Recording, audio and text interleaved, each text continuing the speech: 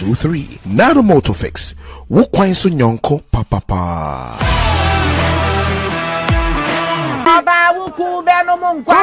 Customer.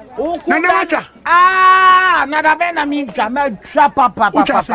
Me try 10 Ghana. 10 Ghana. 10 Ghana cedis. No dia, send now benya. 10 Ghana cedis no. Me dia. Maybe 54,000 Ghana cedis. 54,000. 540 million. Yeah, the one na me try me die skase. Yeah. And then I giga dey tna we. Tna wa boki. Draw no na start here no. Mami me volume.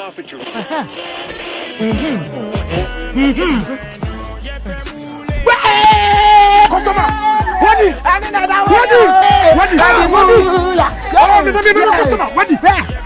One of our daily lucky winners. Dial *946# to play now. Or you can also play online at www.gamepackgames.com. Game Park is regulated by the National Lottery Authority.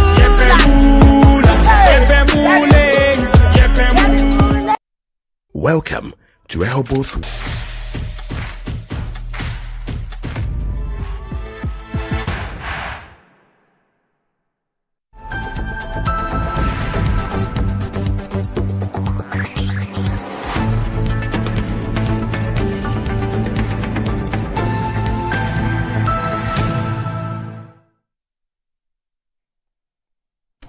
All right, you're welcome back to the program, and it's Good Morning Ghana. This morning I have Margaret Ansai, who is a member of NEC, the NDC, and then also a member of the communications team. Margot, you're welcome. Good morning to you. Annie. Thank you for your time. Thank you for joining us. Thanks for having me. And also the MPP Adenton parliamentary candidate and also Deputy CEO for the National Youth Authority, Akusia Menu, is also with us. Akusia, you're welcome. Good morning to you. Good morning, Annie. Thank you. It's been a while. Yeah. Where have you been? Oh, I've been up and about. The Mondays have been a bit tricky, but when I can. Explain your up and about. Oh, some Mondays just couldn't be here. I wanted to, but I just couldn't. Other activities. Lady, you're becoming a bad girl. Oh. You're becoming a bad girl. I'm questioning you on national But I've been watching. I mean, when I can't make it, sometimes I tune in. And Loretta has been doing a fantastic job. I just hope you allow Ellen to come back as well. Oh, I haven't stopped Ellen to come. She hasn't been here in a while, so. It doesn't mean I've stopped her to come. Just be back. I'm asking about you. Being I'm missing well. for a long time. I mentioned somebody's name. I was here with Margot here. This was when? Should I check the date and tell you the last time? Which means it was 2 months ago that she was here, right? Or 6 weeks or 7 weeks, thereabouts. So those of you who've been asking me why Akusi has not been coming, please, there you have an explanation. All right. Oh, they've been asking you? Yes, of course. Oh, wow. Of course. I'm when sorry. it comes to you, they will ask me. I'm so sorry. I wish I could be here all the time. Maybe other days. You don't always have to be here on Mondays. You have to mix it up a bit. I'll try. We'll work on that. Anyway, thank you. It's good to see you again. All right, so let me just do a quick one, reminding you that MTN is getting you rewarded for every single day. And if it sounds too good to be true, you just want to try the Momo season. And there's something for everyone. So download the Momo app on the Play Store or App Store and use Momo Pay for your day-to-day transactions to a merchant, either through the QR code or through the merchant ID, and stand a chance of winning 1,000 Ghana cedis weekly and other amazing prizes as well. So our members are also not left out of the reward. So receive payments and win. Keep using your Momo Pay on the Momo app and get rewarded. There's lots and lots of exciting prizes for everyone. And also, you want to log on to the Momo Merchant application.mtn.com.gh. That's the site to download your account. All right, Momo Merchant application.mtn.com for the account, and you download it. So it's Momo season. It says Momo just with Momo Pay. Terms and conditions apply, of course. Let me also now remind you of Kel 360 toothpaste, and if you're desperate of getting a toothpaste that will take care of the whole family, they have the kits. We have the one for adults, but there's also the one for a 360. So if you don't want to buy 2 different ones for the family, just get the 361 recommended for family toothpaste recommended. And it says toothpaste approved by Food and Drugs Authority. Kel 360 toothpaste provides you and your family with all-round dental protection throughout the day with freshness. Kel 360 toothpaste is good for kids, children, and adults. So let's your family be proud and use the Kel 360 toothpaste. It says that the Kel Kids 360 toothpaste, another product from Samara Company Limited, available on all markets and malls and provision shops. So call them on 0246 864798. 0246 864798. Kel 360 toothpaste, happy smile. Now, Lift and Elevators is also saying that enjoying the fruits of your labor is as important as enjoying the mansions of your labor. So the pains of climbing your stairs when not exercising could be challenging for all ages, but worry no more. Lift and Elevators have got you covered with the best portable American pneumatic vacuum elevators on the market. And self-supported and elevator for both homes and offices. Guess what? It can also lift your goods as well. For 3 days, they can install the customized one in your home just in case you want within 3 days. Lift and Elevator is located at Sakumono. On their line, you can call them on 0200-535-515 or send them an email to elevators@gmail.com for consultations and best solutions, easy medical movements as well. Now, Amen Scientific is also reminding you of the health screening that is offering to the public. It says that they say who has health has hope, and he who has hope has everything. So they're organizing the free health screening for the general public. And this is a way of saying thank you to Ghanaians. What's more rewarding than this? Now, the free screening includes fertility test, prostate, stroke, diabetes, tension, fibroid, ulcers, hepatitis B, and many more. The most important you want, maybe reason why you may want to do this is for hepatitis. Please try your best. Please try your best, okay?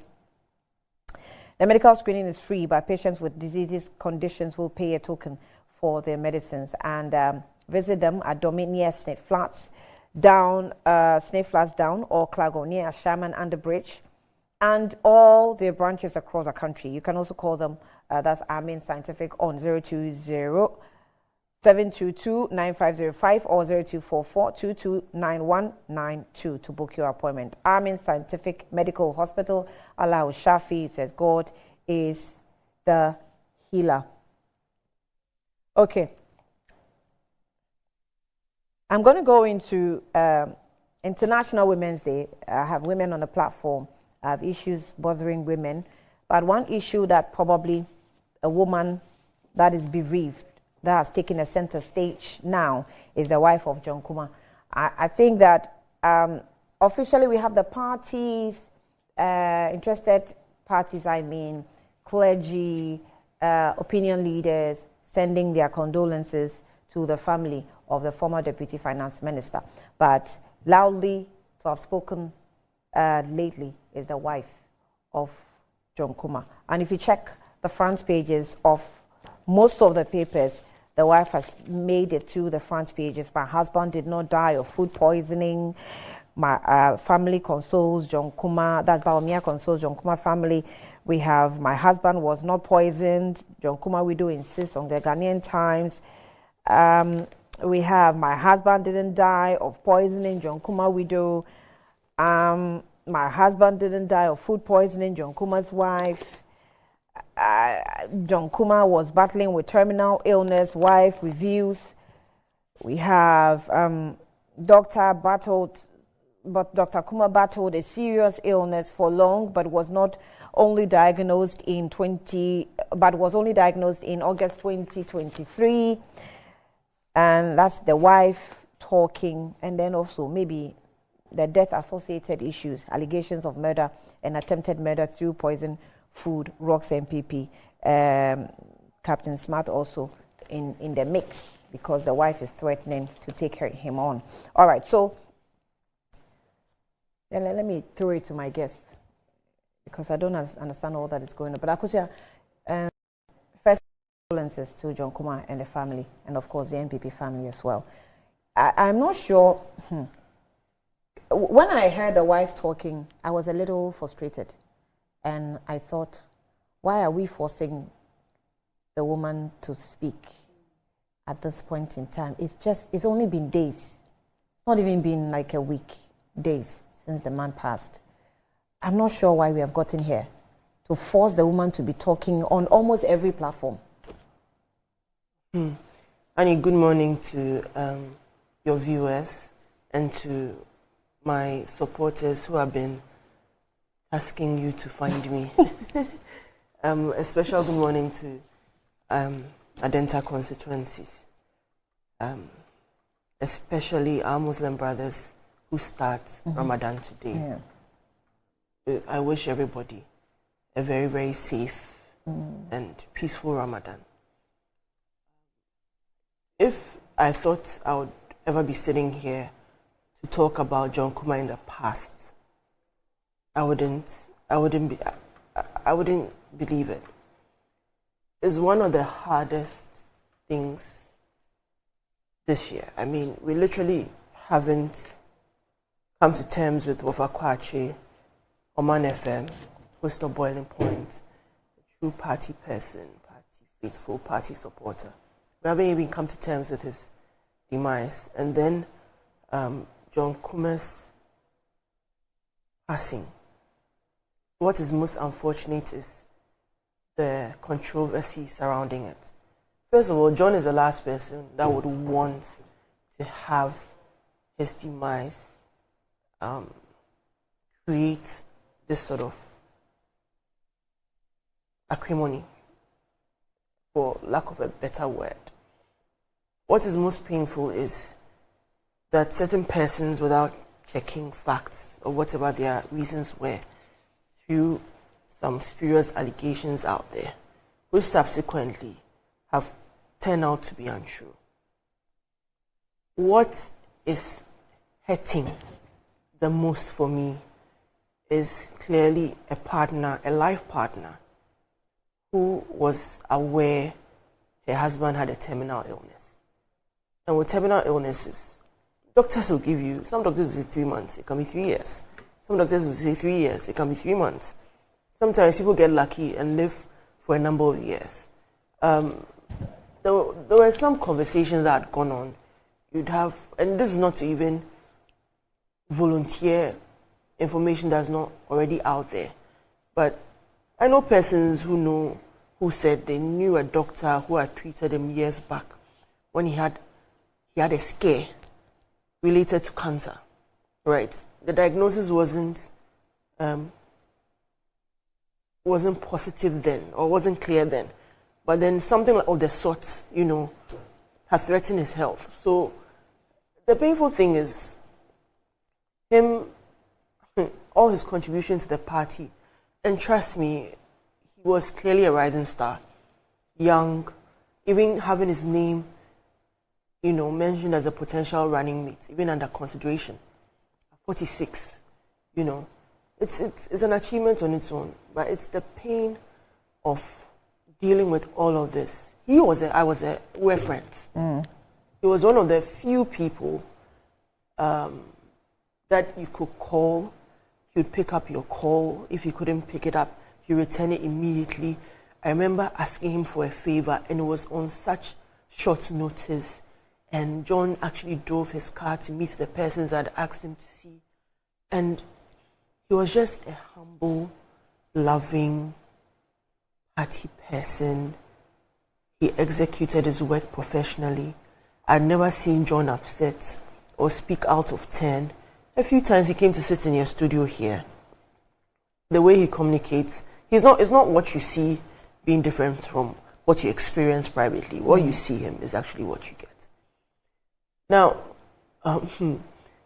for the widow, I don't know if it's the word forced, but I think that when a family is going through its own grieving process, I could imagine that the minute somebody threw those, I don't even want to repeat specifically what those allegations were, but to say certain things, you can imagine the sort of pressure that came on her as well, right?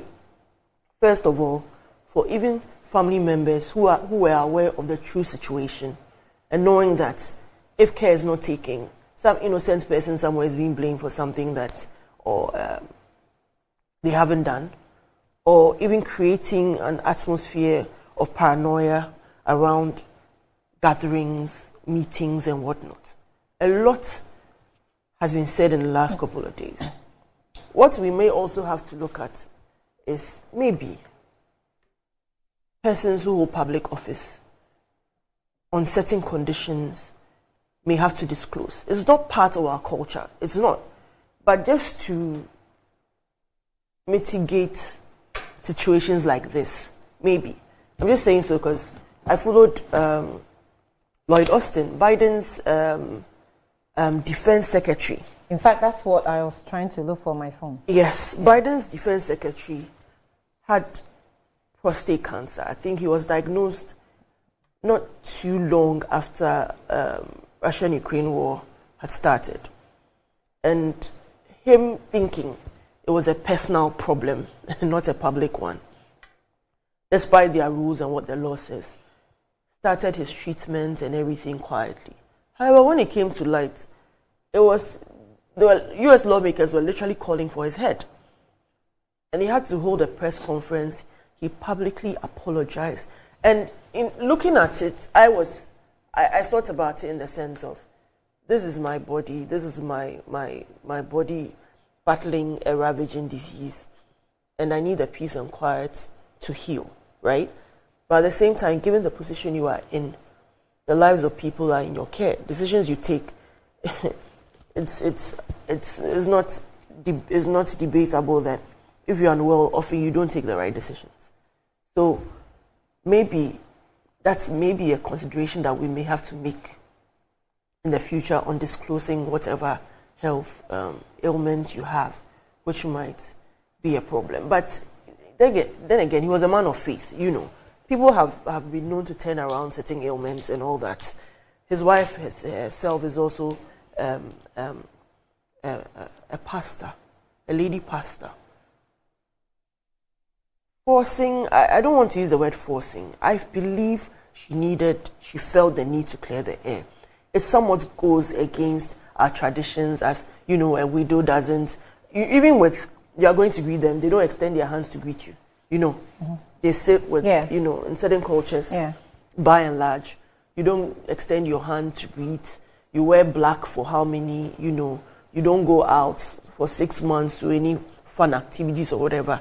If whatever the case be, you have to step out, you'll be in black. But as much as we are entrenched in our cultural values, a situation arises which is most peculiar.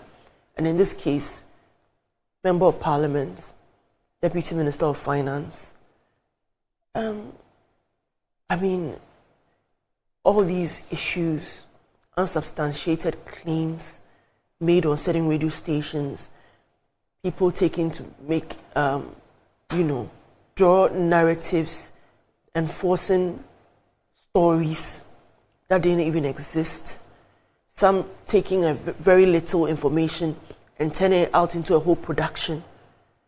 I don't think I can blame her for wanting to clear the air, because clearly she knew. The pain was, she knew he had a problem. She didn't want it to end this way, in this particular time. Wanted to spend the rest of their lives together, see their kids grow, and all that. Unfortunately, she's now saddened with doing it alone.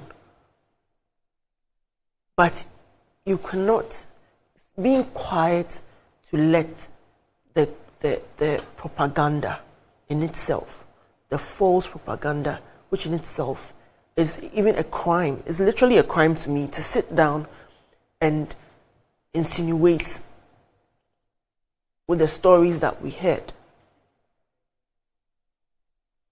The minute that story came out, and I could show you messages on my phone, friends I hadn't spoken to, I hadn't seen in years. We just maybe Facebook and texting, sending me messages, you know, oh Cozy, watch where you go, watch what you, and I'm like, is it that you hear something and ultimately believe it?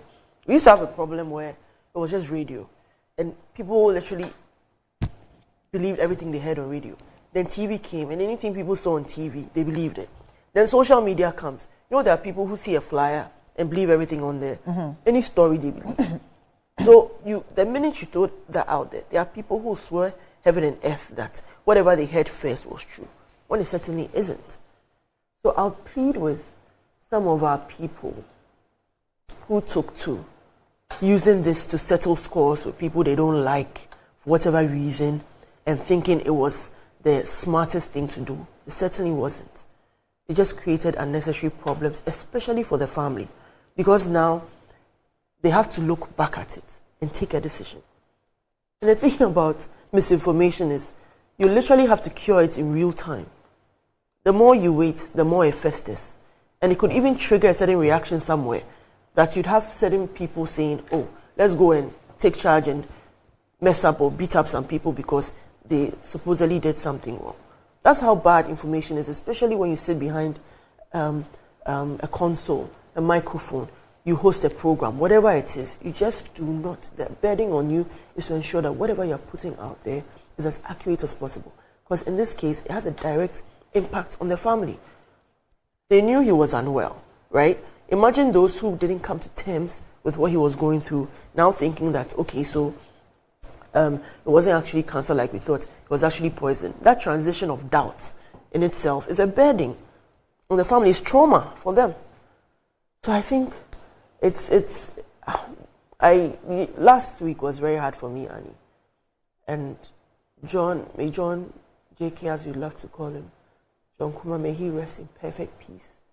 I hope that the vision he had, the plans he had for his family, no matter what, as he's gained his wings in heaven, I hope he'll be an angel and look over his family. I won't even say the party primarily, because it's his family and his kids and his loved ones directly that have missed him. As for the party and whatever matters, it can take care of itself. But his core family, his wife and his children, I think I can't pinpoint that they are young. They are too young to lose their father. It's unfortunate that all of this is going on. And these things are conversations that will come up. Parents will be having these conversations in their homes. Their children's friends would pick up on these things. And, you know, kids don't have a filter. Somebody might literally walk up to one of his sons and ask a question. You understand? So clearing the air is important. It's not convention for the widow to speak. But in this particular case, I do not fault her for wanting to clear the air, especially given the vile propaganda that was thrown out there. All right, so it's really, really not an issue to even discuss to start with, because there's no official report, doctor's report on confirmation on what exactly killed him. I don't like using such words on screen, especially in the morning. So, but you know, Margot, when a person becomes a public figure, we know that everything of yours becomes public. In fact, it is now our responsibility, which is why even though family is comes foremost, it's always the state's responsibility when something happens to you. And I'm not sure where and how we got here. Like she said, it makes room for various rumors and things to fester because you've decided not to give information. And I'm just wondering, why do we do this to ourselves? What is wrong with being official with information? It's official. Let's get used to that culture. That once a public figure passes, we have a responsibility of telling the people who were taking care of him or her, because we were taking care of John Kumah. Exactly. And maybe other past leaders. But we find ourselves in a very clear hole. That when things happen to our leaders, people are left, or the citizens are left naked. We can do whatever we like. And the danger is that we are even in a state of information age where people can create fake flyers. They can create even fake voices. They can create almost everything. Everything. Even human beings, we have AIs. Yeah. We can create. Then you look at it and you think it's real. So it is where our leaders must start thinking about that we are now ahead of you. If you don't, step ahead, we will simply mess you up. Because I find this really frustrating where the wife will have to be now talking. Good morning, Annie, to your team, and then good morning to your cherished viewers. It's a sad day. I think that Thursday was indeed a bad day, not just for his political party or his family, but as a country, because he died serving as a Deputy Minister of Finance. And it's so sad. And as you said, why did we get here, whatever it is? We remember when the late Professor Mills died. Mm-hmm. His family even came out severally and said they had the autopsy reports.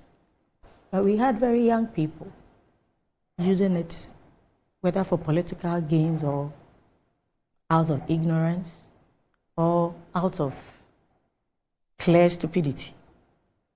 And it's gone on and on. Even when the family or the truth is out there, people will still find a way. Just this morning, and I was waiting at the situational room, so I tried going on TikTok. Then I saw one journalist from the Ashanti region. When I used to know him, he used to work with Kesbin FM, now I don't know. And he was even saying it publicly that he had a text conversation with the late John Kumah, and he asked him straight away, Honorable, I heard you were poisoned. And he said, yes, but he's in Germany, he's recovering or taking treatment. And he said he was going to show that on TV. I saw it on TikTok, just this one, at the situational room. I was like, really? Who was that? A journalist in the Ashanti region. A journalist? Yeah. Okay. That he was going to show his conversation with the late, because he's trying to confirm that he sent the message directly that I heard you were poisoned, and the minister confirmed it, and that he's in Germany and he's recovering or something. We've heard people very close to him also saying same. We've heard Chairman Wuntumi's personal aide. I think I've also watched those videos saying that even they were poisoned together, Wuntumi and himself. As you said, I think because it's become a state property, when I say state property, like quote unquote, immediately whatever the issue is, because Ghanaians will be interested. To be very honest, if somebody dies, I don't remember focusing on what really killed the person. It is the sadness and the melancholic situation that's it just comes over you. You don't even extend your mind to what happened. Maybe later, after everything. But immediately when we heard of the death, there's people very close to him, personal aides, Wuntumi's aide, everybody is talking, the media. And some are even saying, there were other ones that they also said they said it on. They even said it while the man was alive and all that. I think the official statement should come out and put this all hullabaloo to sleep. I actually think... And with the wife coming out to speak because of what is being thrown out there, I heard she's a woman of God, she's a lady pastor. I think my advice to her is that you should just leave everything to God. You cannot explain yourself for everybody to accept it. What people have heard, they choose to believe or not. So as human and as a woman of God, that we all base our life on the scripture, I think in times like this, you don't need to talk. You leave it to your maker. Mourn your husband in peace. And let the good God that she worships, God will do the rest for her. If you try to do it on your own, it also, after she speaks, somebody will speak, then we are still dragging her. I don't think she has the energy for this around this time. Annie, we are all human beings. We are mortals and we all go one day. When people die, there are lessons for the living. Professor Mills was over 60 years. And as of today, people are still saying he was poisoned, even when the family has refused. That's lie. But that's because we have decided not to make his autopsy report official. But the family, if I remember, the practice within the Dr. media. Kadma Mills said he is the family head. He has the report. You know. Yes, and what happened to it? And it's out there. It's with the family, or it's out there. It's out there. But people will still make, the point is that we should be careful with these things because you don't know when it will come to your family. What are we careful of? When the official statement is out there, when family head is speaking, yet even quite recently, this issue came up again. And when it is not around you, you don't feel it. But gradually, it is becoming something that all of us must not encourage.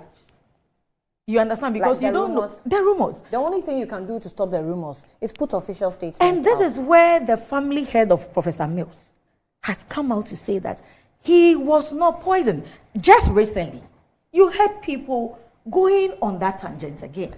To what gain exactly? I wanted to see how the defense, that guy in the U.S. Lloyd Austin? Yes. How the press conference, how they captioned it. But I'm sure the producers will help me. Maybe when the video is ready. So, but it's captured in their laws for them to state specifically. Even we don't have that. We do not have where that. The person is still alive and the person has an ailment he or she is treating. We are responsible for the person's health. You understand? We are their employers. So, yes. Parliament discussed this extensively last week, I think on Friday on the floor, where they were looking at how well they can ensure that members of Parliament are taken care of, where we have to have the good hospitals, whatever it is, because most of the times, I think when we're battling with serious ailments, they have to be flown out almost all the time. Okay, so that's the video. I don't know if you can see it on the screen, how the headline is captured. Take our headline of, great. So it says, breaking news, Pentagon, Defense Secretary expected to make full discovery. That's the second video. This one says, Defense Secretary treated for prostate cancer. Hospital, Lloyd Austin underwent procedure on December 2022. So this is how detailed, of course, by law. Yeah. But we don't have so explicitly stated. So we find ourselves in a very... And I think moving forward, we learn. Things happen and maybe you need to take lessons out of them. So moving forward, and this is happening right in the House of Law, where members of Parliament are dying and there are lots of hullaballoons around them. So I think as time goes on as a country, we need to look at these things holistically. But to me, what is important is that we should not throw our morals away because of politics. We should behave as Ghanaians, as we are. I can first say, Yemfa uwo enyanipa, Yemfa yari enyanipa. So things like this, we should be mindful the way we go about it because it affects families and it can happen to any of us. It can happen to any of us. And life is a way that we used to say that uwu anasa, but uwu ensai, your children, your family. I have been thinking from Thursday, I'm like, so if you go, what happens behind you? We used to think that you don't really care, but you've left families, you've left children. What are the conversations around? We need to just be good people. We need to be good people. Live your life as if you can go today. Touch lives. Help human beings. Help humanity. Because it's so painful. Human being is what God created, that no matter the AI, no matter how we are building houses on Mars, we cannot create human being. So it would be very sad if you hear that somebody has taken a soul away. whether it is his timely death or somebody took him away.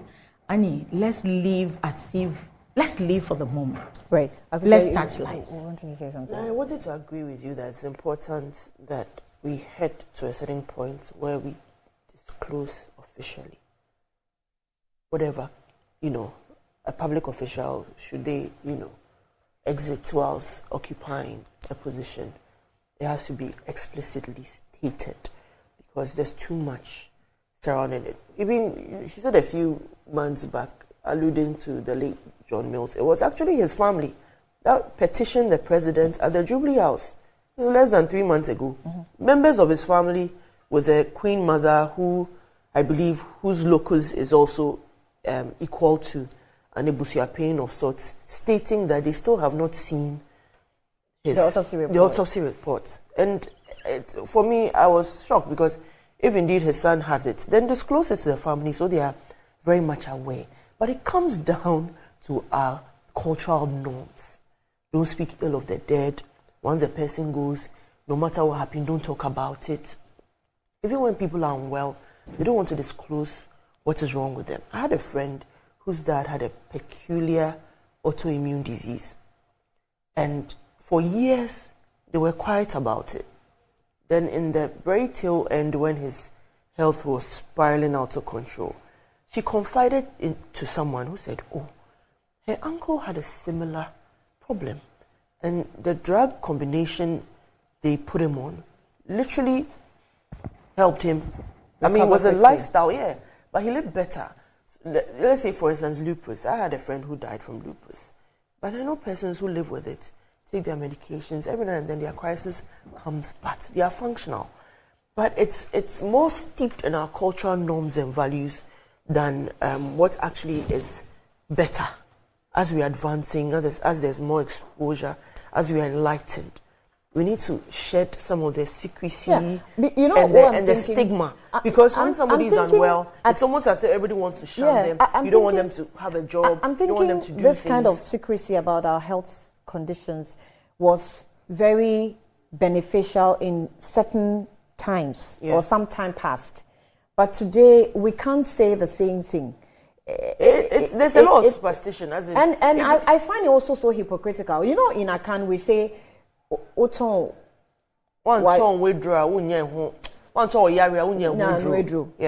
If you don't sell your sickness, you get it. Yes. So if we have this adage in our parlance, and then we're practicing otherwise, is that not hypocritical? When it comes to our proverbs and sometimes but you see, this is a situation, we'll come back to this again, God forbid, whoever it will be, God forbid. But we'll have the conversations, but we'll move it forward beyond the disclosure of your health status, especially if you have a terminal illness or you have been diagnosed. I think you need to disclose it. Because whatever position you occupy, it's only a matter of time. Something could happen to you while you're in office. It also means that it's a double-edged sword. You disclose, and the powers that be will feel that go home and take care of yourself, and let's put somebody who is fit in that position. We have this chief Tansy minister who wrote to government that his situation is not allowing him to work as he's expected to. So he wanted to resign. He was not being given the chance. The government held him on until I'm not aware he wrote a letter. I'm not aware he wrote a letter. He wrote to government, or he did not? I don't think he wrote. What did he do? But he's been let go of that position, I think. Recently. It's not so long ago. He resigned 2021. He resigned himself. He resigned himself. Yeah, he resigned himself. But you are right in the sense that... Yes, what I heard was he resigned and they didn't want to accept the resignation letter. Really? Yes. It's a hearsay. Okay. If you don't accept it, nobody... I mean, it's all part of some of the things we hear. But bottom line is that conversation that do we now put it in law that you'd have to disclose? So, for instance, even for our late president who passed, it was a conversation of him having a certain form of cancer. As to what cancer he had, we are not even aware. And also, it's sad for me because there's several activities John was engaged in the last couple of weeks. There are those who spoke to him. Like, I spoke to him just yesterday. Oh, we just commissioned something, this project. Oh, we're in a meeting working, and it's like he was showing up and being brave. And it's sad that, like Margot said, you don't know. The best you can do is be a good person. But it comes to the implications thereafter. If something should happen to you whilst you are occupying the seat. You have people, look, in Ghana, let me state this. In Ghana, as far as I'm concerned, nobody dies a natural death. Have you realized this? Mm-hmm. In Ghana, nobody dies a natural death, especially if they're a young person. There's always something that is ascribed to the person's exit, because by and large, people expect people to grow old and die. So the person was unwell. Even there are people that fall sick, we are not even aware they are sick, and then when you hear they are gone, and that's the state of what happened last week, with a lot of people shocked, and then seeing the transitions in his health, especially in the weight loss. I mean, I had pictures of him. The last time I saw him, it was different from what the last picture, which was somewhere last week, Monday or something. So it's like, I had no idea this was going on. Because sometimes, technology makes life, you'll be talking to somebody, chatting online, whatever. If you haven't seen them physically, you wouldn't have an indication of what they are going through. But if we have to put it in law, I think that it will help clear the air and sanitize the conversation, especially after a person unfortunately loses their life to a terminal illness or any other condition. Well, I always say that leadership is cause, anything else is the effect. But there are people who don't go by that school of thought. I still stick with it. That leadership is cause, anything else is the effect. If you refuse to put up information, the people will give you the information. Because they also have personal relationships with these people. They'll pick up information the way they like, how they like, through any means. And then they put it out the way they like. Most of them are not even within the traditional media, so they are not restrained. And social media is very free. In some countries, they even ban social media. They don't allow them to use it. Here we allow, and we just watch people, put up anything and everything. So I think that it's a matter of hypocrisy. We are just very hypocritical people, in this country. We say one thing, we do another. We say one thing. I'm not sure what is happening. And it's all by, you see, the leaders, you are the people it's happening to. You will die today and will mess you up because you have decided to lead us anyhow. So when you die, we'll treat you anyhow. That's what's happening, in this country. So let's, on this note, we'll take a break. We'll be back with some other discussions.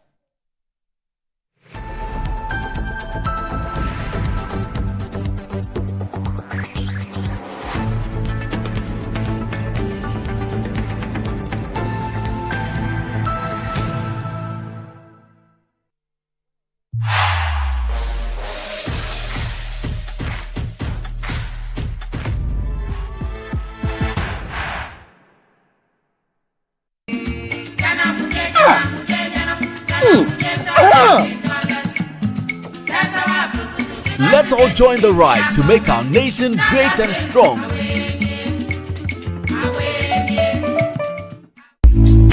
Good afternoon, Mr. Ampedu. Good afternoon, Mr. Hassan. How is business doing? My business is collapsing. Why is your business collapsing? I sold my products and services to my clients on credit, and my debtors are not paying their debt. Have you heard of Rosic Consult Limited, a debt recovery company operating in all the 16 regions of Ghana? Not at all. Mr. Ampedu, all you need to do is to contact them on their customer service line. I recommend Rosic Consult Limited, a debt recovery company to financial institutions, businessmen and businesswomen, other companies, and also individuals. Rosic Consult has 98.4% debt recovery rate. We have professional debt recovery managers. You are assured of swift debt recovery. No recovery, no commission. For Rosic Consult Limited, no more write-offs. And we pre-finance the recovery ourselves. enjoy the fruits of your labor, they say. But as humans, aging and physical infirmity stands our way of enjoying our mansions and homes. It often becomes challenging, if not impossible, to use our stairways day in, day out. With portable American pneumatic vacuum elevators, PVs, you are assured of unlimited enjoyment of your mansions and homes. It's a self-supported elevator for vertical movement of humans and goods at homes and offices. The original comes in 3 custom-made models with wheelchair accessibility. Call it luxury, but it's a necessary imperative for vertical mobility. Do not let aging or infirmity limit you. Get one for your easy vertical mobility at home. It's affordable and can be installed in just 3 days without modification to your existing building. It's however easier to incorporate it at the construction stage. We also have traditional Fuji elevators and escalators for your high-rise buildings and malls. Visit Lifts and Elevators Company Limited at Sakumono for your elevators nationwide. For free consultation to call or WhatsApp us on 0200-535-515. Lifts and Elevators, the elevator people. Over 18 years in business, Appointed Time Printing Limited has delivered quality service to some of Ghana's well-known brands. With our equipment capacity, we are able to deliver 1,500 pieces of polo and t-shirts in 1 hour. This is only possible with us. For retailers and wholesalers, we offer for sale high-quality polo shirts and t-shirts in different colors at affordable prices. We have a one-stop shop for all creative designs and billboards, 3D signages, flexi banners, car branding, stickers and posters. Locate us at the old GNTC building near Swansea Shopping Arcade, Accra. Contact us on 0501 454165, 0501 454167. Connect with us on Instagram, Twitter and Facebook at Appointed Time GH. Appointed Time Printing Limited. Our printing is a... For over 20 years of serving the world with herbal and alternative medicine, we've been successful in treating complicated medical conditions with a perfect combination of herbal and alternative methods of treatments like homeopathy, naturopathy, reflexology, and many more. We deliver excellent and effective service to people from all walks of life through scientific and traditional means. We have a well-equipped laboratory with advanced diagnostic and treatment devices to help detect your illness, so we know the right medication to be given. At Amen Scientific Herbal and Alternative Medical Hospital, we are proud manufacturers of our own herbal medication. Our zeal and passion to save lives with our patients at heart and outstanding achievements since 1996 has won us several awards. That is why we say, go herbal, go Amen. We are located everywhere in all the regions. Amen Scientific Herbal and Alternative Medical Hospital. Allahu Shafi, God is the healer. Hey, what's up? How far with your intention? To be honest, I'm so nervous about starting this new role on Monday. Oh, please. I know you'll be great at it. You should be worried about what benefits they have. Example, do they have health insurance? I doubt they will have that for internet. But no shaking. I have NHIS already. After you're on a line, ting. Ina, look at you. What are you going to do in the office when you can just download the app to register for an NHIS membership? Yes, my people. You heard right. You can now download and register your membership on my NHIS app. No long queues or tedious paperwork. All you need is your Ghana card to register for yourself and for others. Once you register, you get a new digital NHIS card on your phone. My NHIS app gives you access to credentialed health facilities and services across the country. NHIS covers over 95% of disease conditions in Ghana. Access to healthcare just got easier. Now let me sign up quickly. Me, Seth, I'm starting work next month.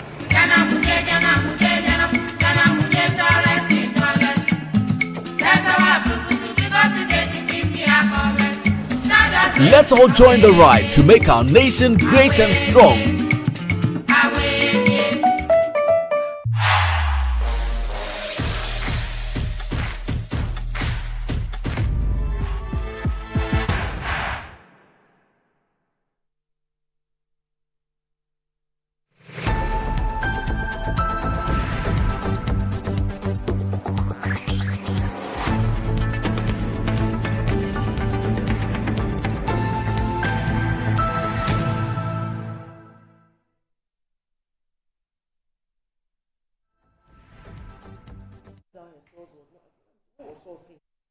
All right, you're welcome back to the program, and the discussion continues. But let me remind you, Akosua Menu and Margaret Ansay are still with me in the studio.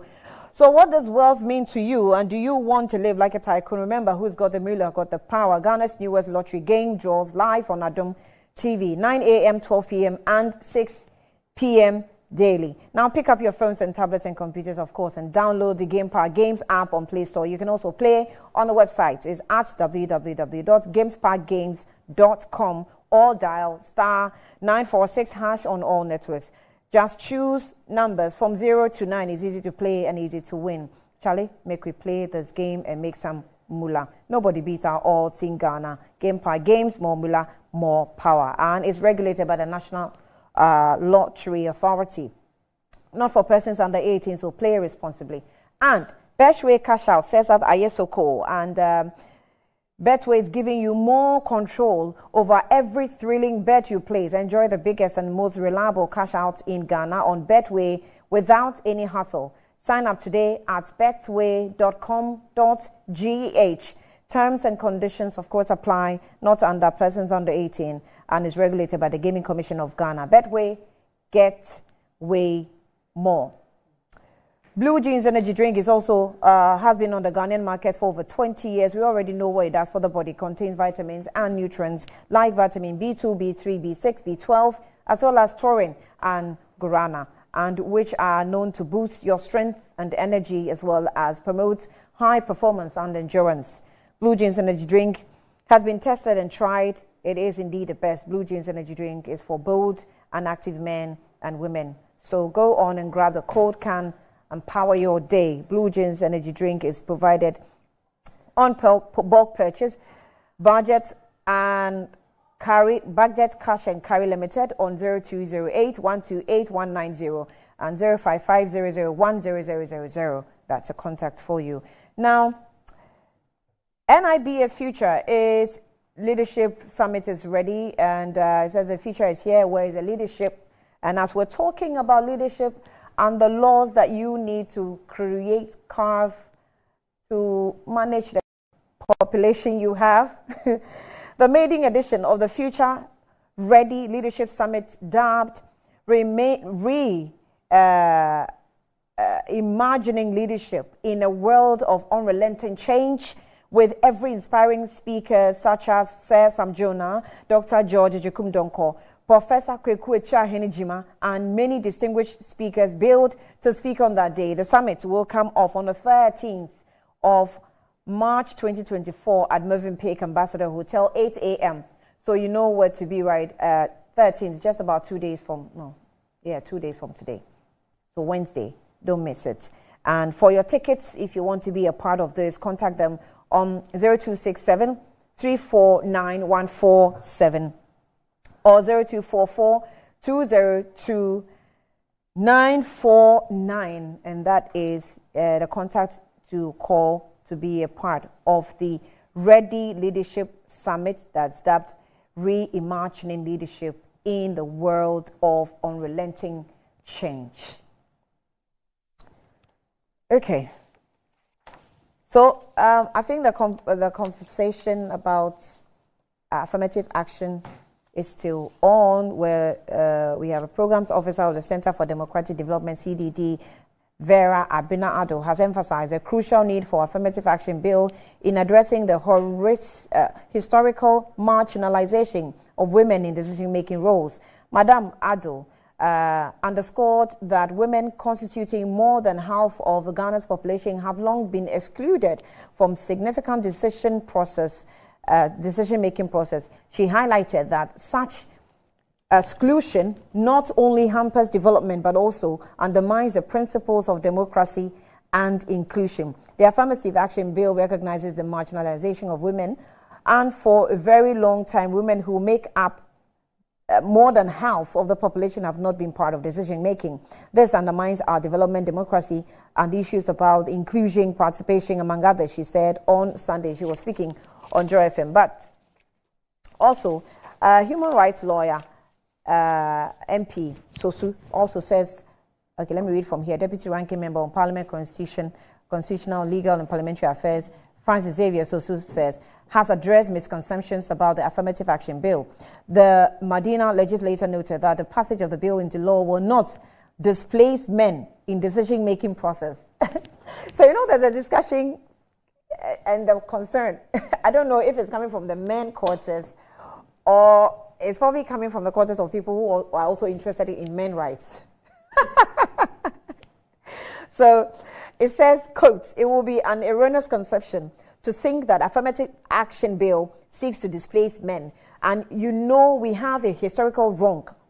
And when laws are going to be made, you first want to identify the mischiefs the law seeks to cure," he said, highlighting the existing gender disparities. Mr. Sosu acknowledged that despite women outnumbering men in Ghana, they still lack equal representation and decision-making power. He attributed this to the imbalance to cultural, historical, and social factors, emphasizing that legislation is the key to rectifying this long-standing issue. So, Margot, I'm sure Mama doesn't think that Nana Jane is coming to replace him. So he has given her an opportunity. Right. That's true. And on Friday, as the world has decided that we celebrate women internationally on every 8th of March, Friday, the NDC Women's Wing had a program, and the theme for this year is Inspire Inclusion. And from the International Women's, their website, they said they encourage everyone to recognize the unique perspective and contributions of women from all walks of life, including those from marginalized communities. Then they went ahead and said, it is not just about women. The organizers noted, we can all challenge gender stereotypes, call out discrimination, draw attention to bias, and seek out inclusion. So this year's team, I think that's why they did a sign trying to bring everybody on board, irrespective of your background or wherever you are. And even men, we have he for she. And Sosu and then the rice speaker, the rice speaker, Honorable Kingsford Suman Bradbin, they've been the he for she, because when they went on this affirmative, I think the committee went for meetings. They are still making amendments to the bill.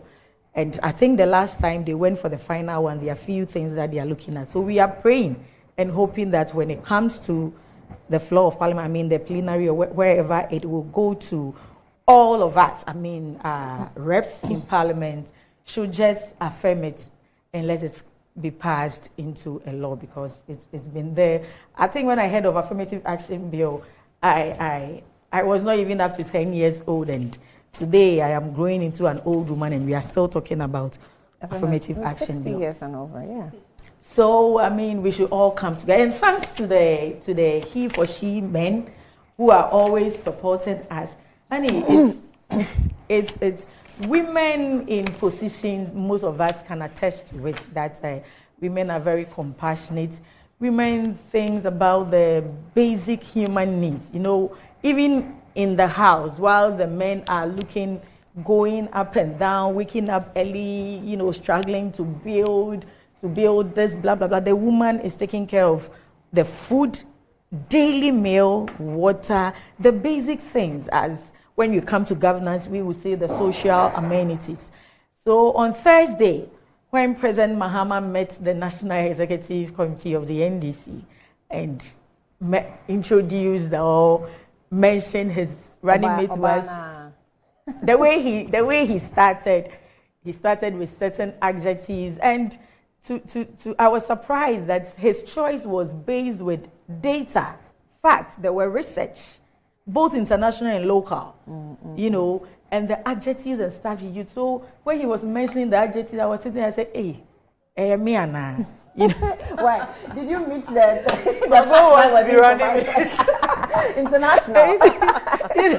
International. I was like, when you mentioned this, then the data, this research was done. My joy was that it was done on 11. At what point did you think it was you? I'll come there.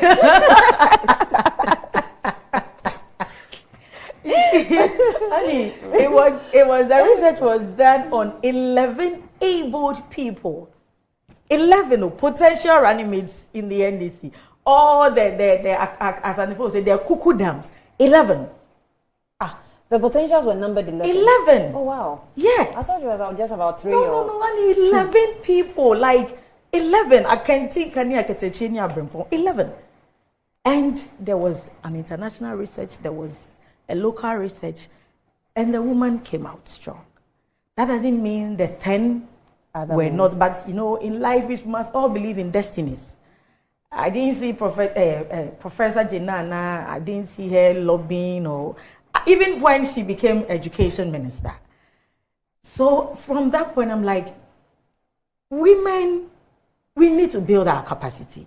And whatever you are good at, focus on it and do it, and nature will identify you.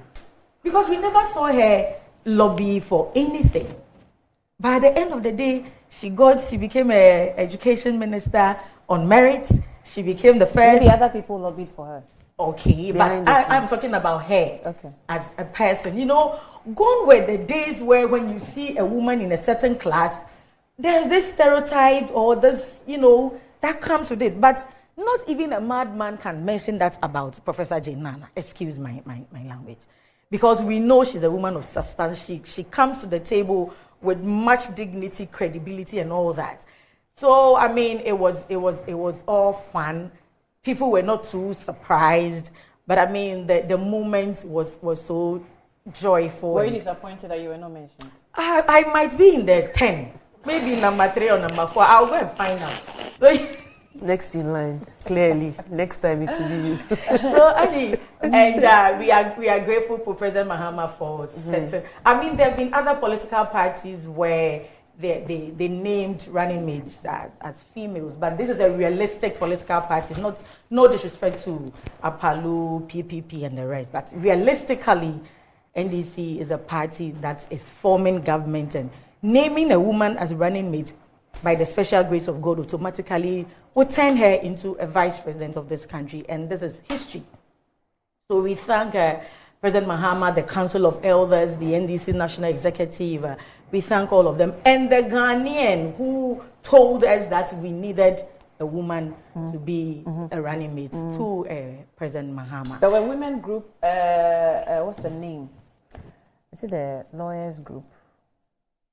They had been pushing for women running mates for both political parties. Yeah, I think I'll get the name. Yeah, so we have set the pace. Others can also follow, bring us women, because in this current state of our economy, quote unquote, Ghanaians are hungry.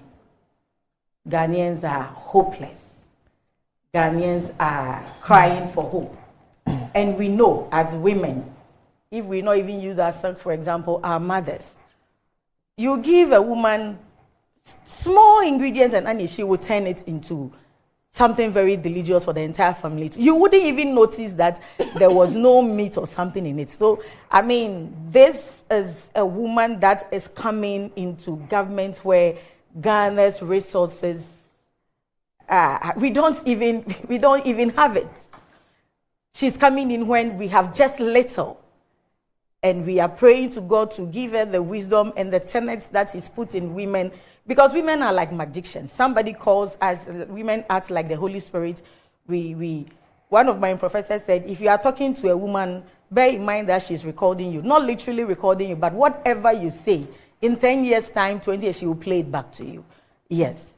So this is a gender that we are bringing on board in trial times, very crucial moments. And aside her academic prowess, aside her motherly, kind of, but she is a prudent woman who can partner President Mahama to make a home as in literal sense, country. So this is what the group is FIDA. Okay. So this is what it said in its release that I received some time back. It says that. Fortunately, the so-called smaller parties have been models of more inclusiveness in the selection of running mates, such as Progressive People's Party, which selected 2 women. In women, the late Eva Loco, and 2012, Miss Bridget Jokwenuku, 2016 as running mate. And now the Convention People Party also selected Nana Akosua Frimpoma the second as its running mate in 2012. FIDA is not just suggesting that women should always be relegated to the running mate. It is important to start this inclusive process as ultimate. And then this is what they said about the NDC. The selection process of female candidates is through the political parties, and until recently, the National Democratic Congress NDC in 2020 also selected its first female running mate, Professor Nana Jane Opoku-Agyeman. Most of us actually write her name Jane Nana. She doesn't like that. Nana Jane. So I'm telling you from today, this is from writing Professor Jane. She says her name is Professor Nana Jane Opoku-Agyeman. So this leaves the incumbent New Patriotic Party trailing, as it has to elect a female running mate. Both global and national legal requirements are clear on the rights of women to participate in elections on an equal level as their male colleagues. And it is a shame that after 60 years of independence, Ghana has no woman vice president. And you see also the challenge with us as Africans, because we are still growing, we haven't, even the developed countries, I think they also have their challenges. It definitely comes with stereotyping and stuff. But you see, when a woman is mentioned, then quickly, people are asking, is she married? People will begin. It's not easy. Yeah. But have you ever heard anyone asking a man who wants to contest for a position, are you married, or how many wives do you have? Or you see, then when I watch was it the Chancellor of Angela Merkel? You see the way the woman appeared. If she were in Ghana, Annie, we will look at her jackets, her shoes, her bags. You see, we should go beyond that, women. We should go beyond that as society. Let's look at what the woman. And it's serious. You know what I'm talking about. You see, you see a woman, then immediately. I am already in the murky situation. You see, where I'm just reflecting. Yes. You see, so you let me bring your imagination to bear. As soon as the woman comes, and you are looking at her shoe, what design? This one, her hair, her makeup. Honey, does that put food on the table? The part that is annoying is the moment you have a relationship, themselves who do the moment you have a friendship with a fellow man, people just decide to build their own.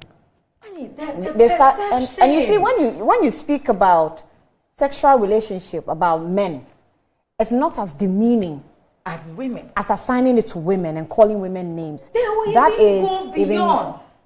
Has she given birth before? Oh, this one, she doesn't have children. That's why she be.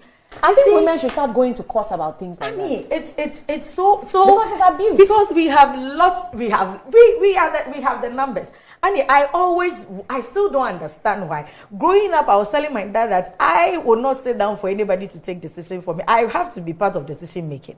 Because, Annie, women, we are over 50% in this country. But look at our lawmakers. We are just 40 in parliament out of 275. So imagine somebody making laws and policies for you who do not really appreciate who you are or where you are coming from or how you feel. And you understand? So women, please, let's all support each other. The women, I think it's just a slogan, women supporting. We have even days that women supporting women. You hear that a lot, but Annie, you come out and most female. Can you imagine that? This is what I say that sometimes Laratu disagrees with me a lot because she thinks that I'm not for women. She's misbehaving on my phone now, my head. Okay, she hasn't texted me yet. You see, but mostly, sometimes women. When men say women are their own enemies, I disagree. I don't like it. I don't like that phrase. But sometimes there are women who show clearly that they don't like their fellow women. You know, when you speak to most female PCs, their challenges are their women's organizers. I swear to God. When you expect that this is my own, Let me rather project her. Most pieces, if they will be candid with you, they will tell you, Margot, you need to come to my constituency, my women organization. I'm like, really? So there are some that, because I contested election, some I'm buddies with some people, so I'll call them. Oh, how is the constituency? Because I need to really find a way. And I'll ask, how is your PC doing? Their comments. Then you realize that, Charlie, there's a problem. There's a problem. And often the problem is not a personal issue. No. It's totally. I mean, there was an incident where a woman was seriously against a certain woman's candidate, child, whatever, all because she said she advised the woman and she didn't take it. Then I'm like, when did advice become binding onto anybody? You know that when you wear a shoe, someone can hate you for wearing a shoe. No. And the person who can hate you because you dress well. Yes. Or you speak well. Yes. That's and enough. the person who will hate you is a woman. Or you are confident in yourself, in itself. Someone was telling me that a woman called and said, the way you have been wearing too much gold, you need to reduce it. Why? Meanwhile, I haven't even noticed whether the person is wearing gold or diamond. But truth be told, she should understand that. My fellow co-partners, they like gold power. Can you write? Don't start. Can you write? That's what you. It was everywhere. Oh, no, my hair.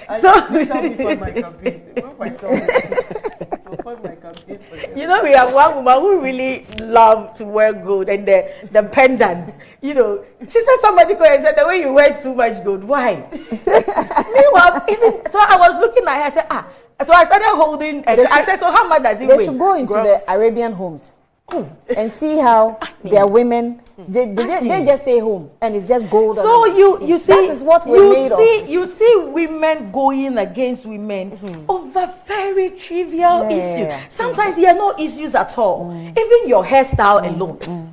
But that is why women doing communication, I always tell Sami that women doing communication, you need to treat them special. Because, Annie, before you come on set, you know what we go through. A man will just come, you put powder on their face, and they come to sit down. Today, I was asking myself, have I brought this shirt on?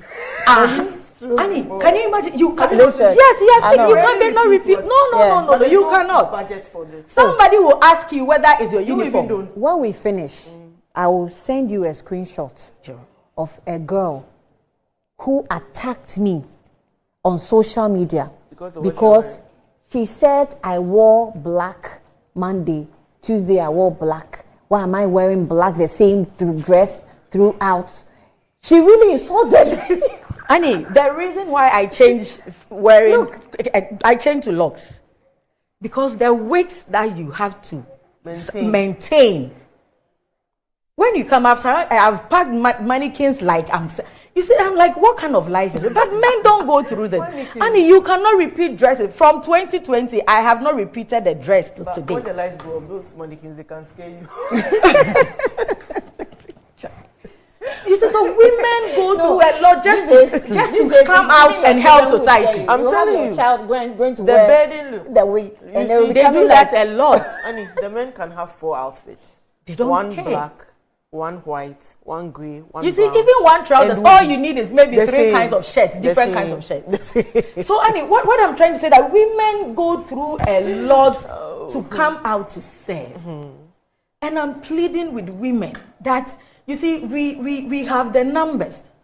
Let's stop being petty so that we can get more of us representing us, working for us, who would rather, and my students, the kind of messages they send to me, I'm wondering if they had all males as their lecturers. And it will be very difficult because some are very personal. And because she's a woman, as soon as she mentions it, Annie, I either have an experience or I know about a sister who had it, so I can give solutions. So let's encourage each other to bring more women out to come and serve. So to be very honest, on behalf of Ghanaian women, the NDC women, we appreciate President Mahama a lot for repeating. And before he was coming to mention the name, he said, after all the accolades and adjectives and all that, then she said, still. So when he said still, the whole room went because when you say still, it means that the thing is there. Yeah. And after still, he said maintain. Then we didn't even wait for him to mention the name. It was such an admirable situation, and it brought you see, you come alive as a woman. You come alive seeing a woman of substance. And to remind you, that's also because of the woman involved.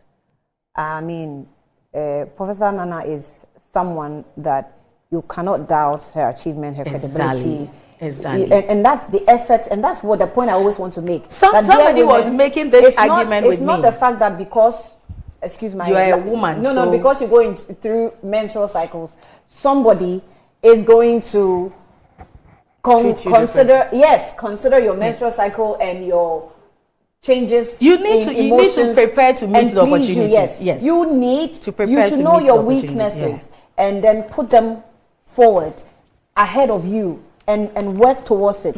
So you don't think that they'll favor you just because you're a woman. Someone from the other side was making an argument when I spoke about her credibility, and they said because the woman is not a typical politician.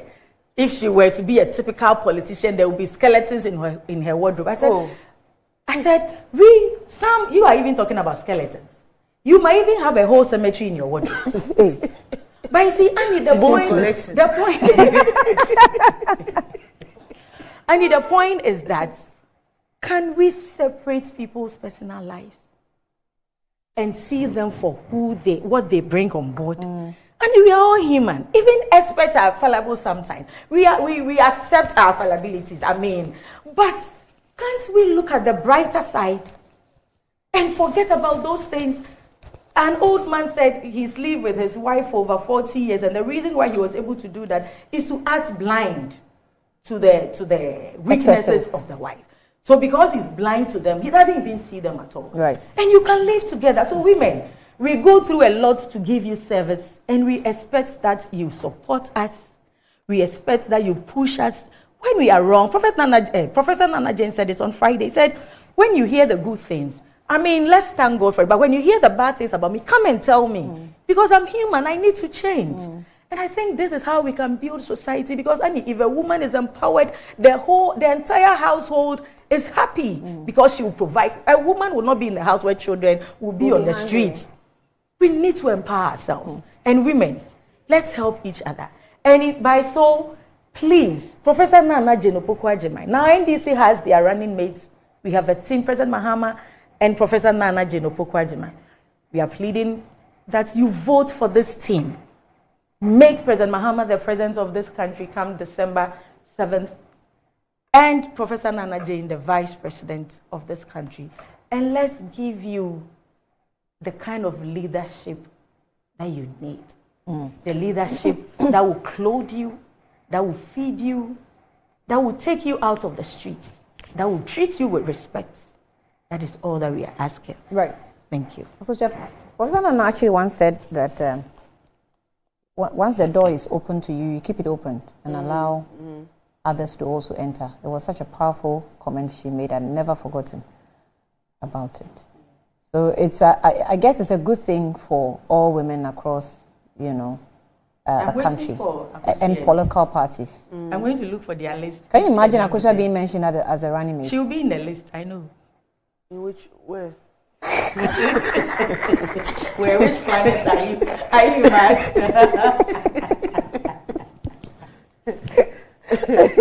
Where? In my house.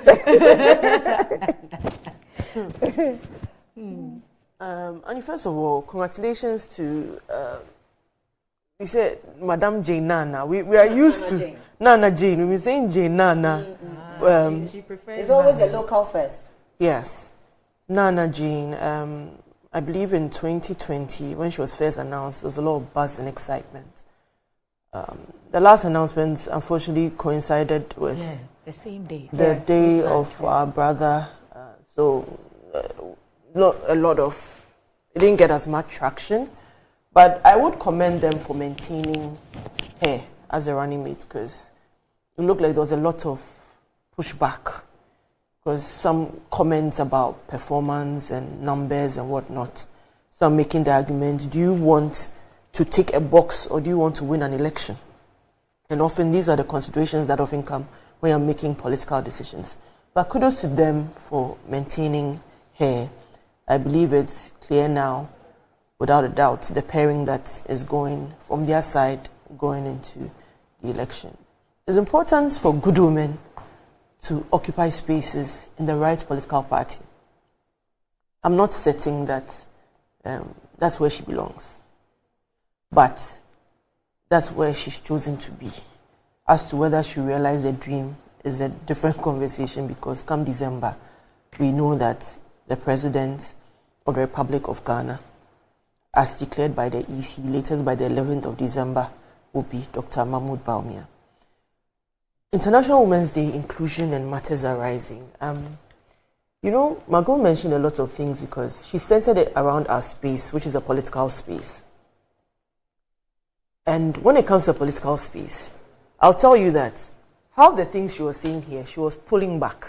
At least we can agree on some of the challenges we have, but we pull back a lot because in as much as you want to even show vulnerability, you're going to be judged by how vulnerable you are on what you share being the challenges you face. Yeah. I would take a moment to acknowledge some phenomenal women in the MPP, because that's currently in the political space that I occupy.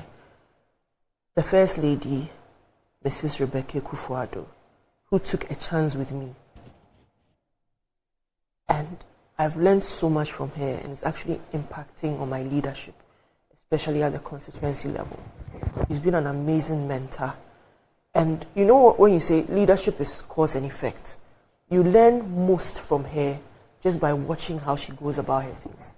She won't necessarily, people think mentorship is, I'll call you Annie Monday. Hello, Annie, don't wear black again. No, you wore black on Monday, so don't wear black on Tuesday. No. It's how she engages, how she takes decisions, how she reacts to people. When put in a certain difficult position, how she maneuvers. That's how best you learn from good leaders. She's been a rock to me. She's been unwavering. Look, in the political space, when people take an affinity to you, you'll be surprised the number of people that will run to them trying to sow confusion, trying to paint certain stories and whatnot. Tell them a lot about you. There's never been a situation where she called to say, Cozy, this person. In fact, I also don't like to give opportunity for people to run to people to talk about me. But she's always been supportive. She's always been like a mother. She's always looking out for me. She doesn't even need to tell me that she's looking out for me. When I started engaging for the primaries, look, the calls she made, even to people that I thought I was okay with, who became hostile the minute they realized I had that ambition. Please calls to them. Even when some of those people were behaving contrary to the assurance they had given her, I didn't even go back to her that this person, forget it all. They are doing the worst. No. Because I took from what I had learned from her, stay the course, be focused, show results, and the people themselves will see you are good for it. The second person is Hajia Samira. What gives you the strength? When I'm coming to it. Reposed, yes, trust in, also fights for you. For you, but yes. What sometimes can break you is when that person does otherwise. Yes, and it can be very. It can be. Happens a lot. Yes. It can be painful, and I also come to Hajia Samira Bawumia.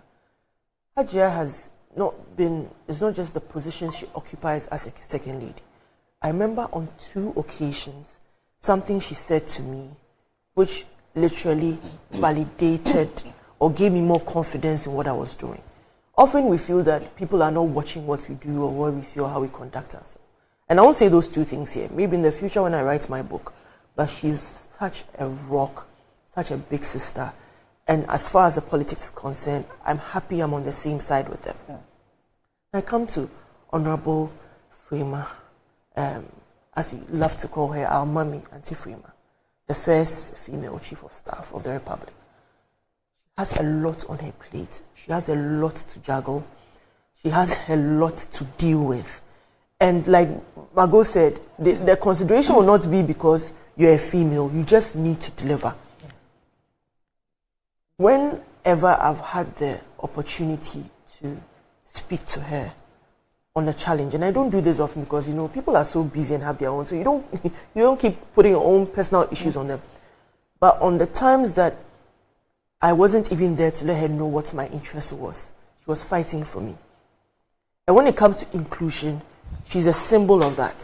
When it comes to inclusion, the first lady is a symbol of that. When it comes to inclusion, the second lady is a symbol of that. Always fighting for women.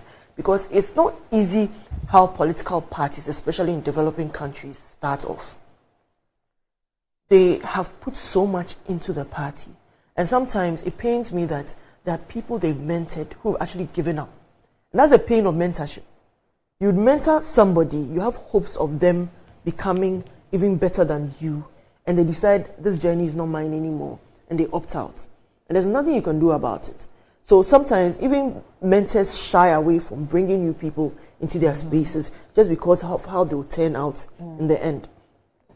Honorable Esla Ikufu, during my primaries, in fact, I didn't have the opportunity to sit with her to outline my vision, but through phone calls and text messages when I could, right? But in the week of the election, she had a conversation with me, which literally empowered me, Annie, to realize that they, at the time they went through their challenges, they had their peculiarities. In fact, people were more unfiltered in their attacks on them as women than they are now.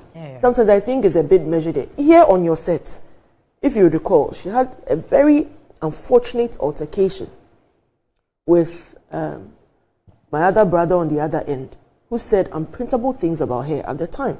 But she dealt with it. I think when they say sticks and stones may break your bones, but words can only hurt you. If the insults that they hurl at you online would leave marks on your face, you'd quit this job or whatever. But they walked the path so we might also follow. They cleared the path so we might also follow. And it behoves on us to also occupy the space and mentor others to come through as well. Honorable Natoshi. Now, another busy, committed, fantastic woman whose commitment to the party is unwavering. She was looking ravishing. Amazing. And yes. I don't know what was... In fact, when it comes to all of them... Somehow, she was looking so different. Knowing what to wear, where to wear it. Like, it's just an added, bit of what they embody. Honorable Natoshi, former parliamentary, a member of parliament. She's a lawyer as well. I think she's even a member of FIDA. I won't be surprised. She's a member of FIDA, yeah. FIDA's agenda is... She was moving that agenda. No, she wasn't moving. They want their member who is closer to the office to also occupy. And I mean, it's not a bad. Of course, it's not out of place. I'm writing the list. It's not out of place. You're writing the list there. Okay. At all. And there are several women that Honorable Lydia Alassane, fantastic. Look, I draw strength from her in particular, given what she faced in Parliament after she lost her partner as well, and what she faced in there.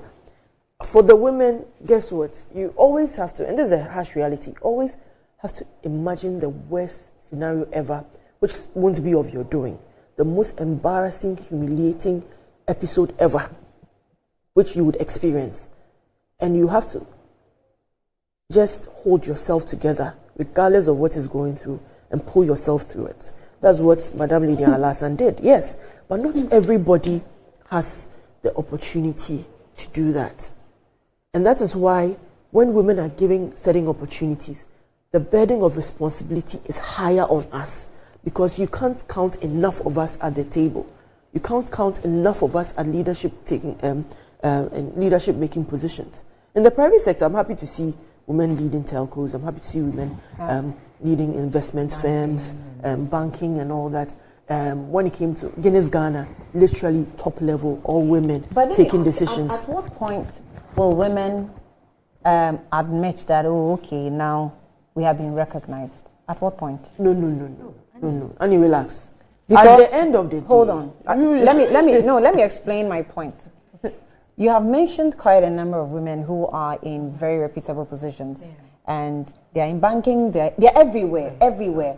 And I think in Ghana, the only area that a woman has not been able to is the vice and the president. The rest, Chief Justice, Chief of Staff, Parliament, they're everywhere.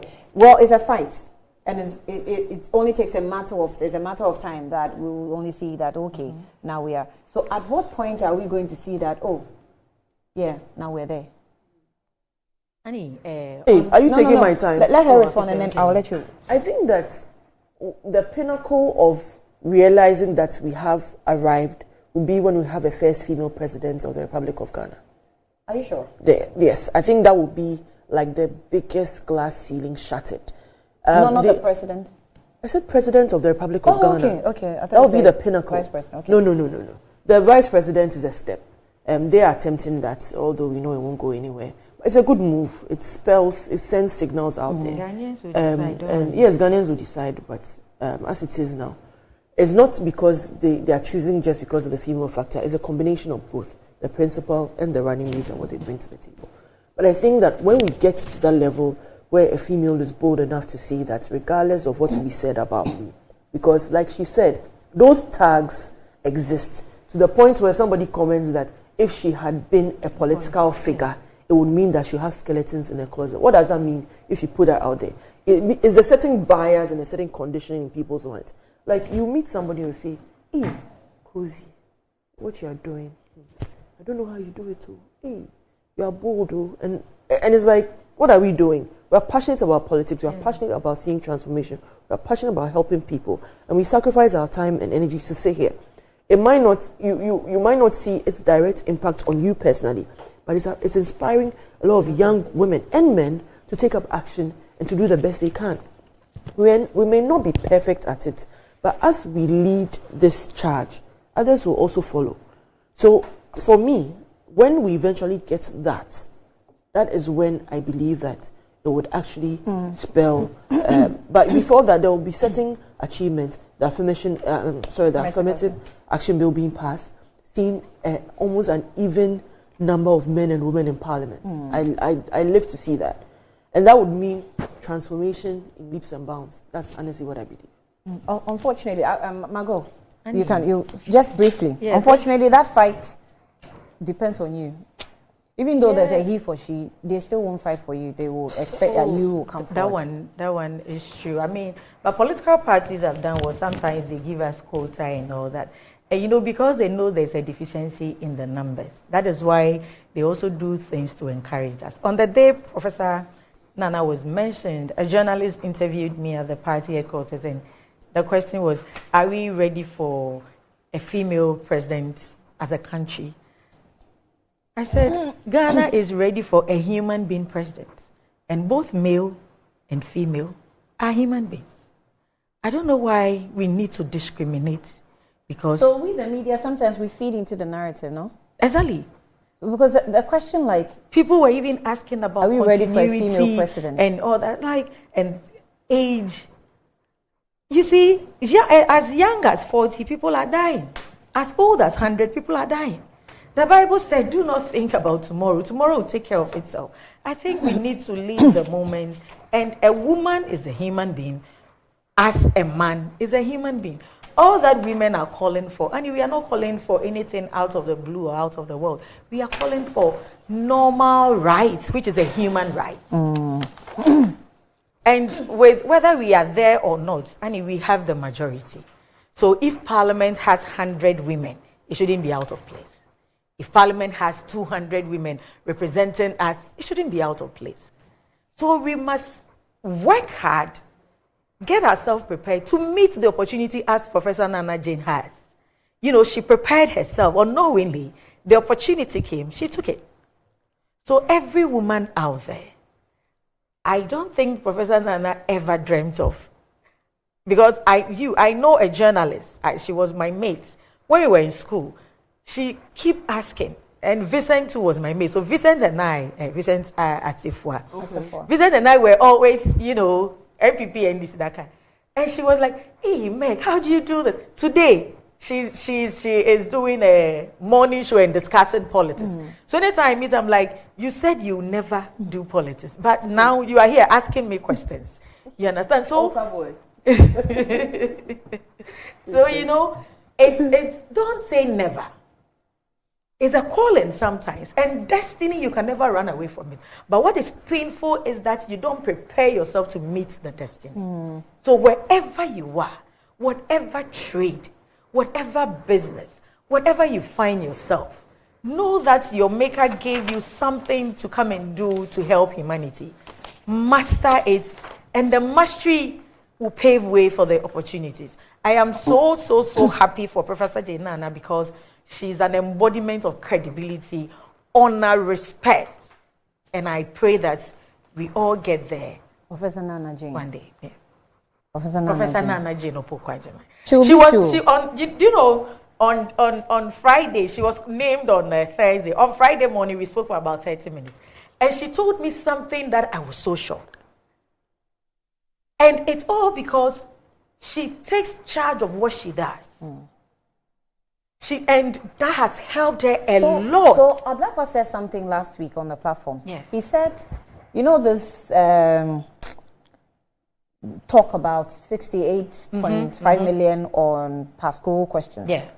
He said during her term as education minister, she created a platform that was a digital platform where the students were able to access past questions on the platform. I was shocked to the bone. Do you know she even went round quote-unquote Saito schools and asked the children to write stories. The children wrote the stories. They didn't alter the story. They just, did the raw. And printed books with the names of the kids. I have some, Fonsha. Printed books. Of stories. And then say why whatever crocodile, the crab, all those stories. The kids wrote them, and very lovely books. And the woman takes charge of what she does. Wherever she is, you will know that Professor Nana Jane is here. And you can't take it away from her. Right. She gave me a story that I was awed. I mean, imagine you going for maybe a UN assignment or whatever, and you did not, your assistant was somewhere, so you couldn't have your speech, and it's your time to talk. You didn't have your speech. But because she wrote her speech, up till now, she said people, they still don't believe how she was able to do it. Everything she does it her own and owns it. And it is so much of an inspiration for me. We have become too comfortable. And I think as human beings and as women, we should always prepare. Well, let's I have a few minutes, but I'll give you some few minutes to also comment on this issue. Akusa, do we have Dumso? Are we in Dumso? I think this is a question that has been a lot of people are asking, but ECG has come out to say, 1, recent power challenges has been due to maintenance. 2, that you and I know that we have certain persons stealing cables and wires. I don't even know where they take it. At this point, I think that as much as the Ghana police sets up cameras at certain vantage points, when it comes to ECG infrastructure, cameras should also be placed so that we can catch the people doing that. There's also illegal connections. This particular issue, time and time again, even when certain houses catch fire or whatnot, the trigger has been that an illegal connection with the wiring causing problems. I was at a funeral in the constituency 2 weeks ago. While sitting, there was a tent outside of the church. While sitting there, a cable started, sparking. And it literally, the most shocking thing, when we say education is important, somebody was carrying what looked like a metal rod to go and hit the thing. You can imagine touching a live wire with that metallic thing. But long story short, you could tell that that connection wasn't from ECG. So they had done their own rewiring, whatever, to get electricity. But those also cause challenges and overburden the grid, because what they have as fully seen will be different from the illegal connections made.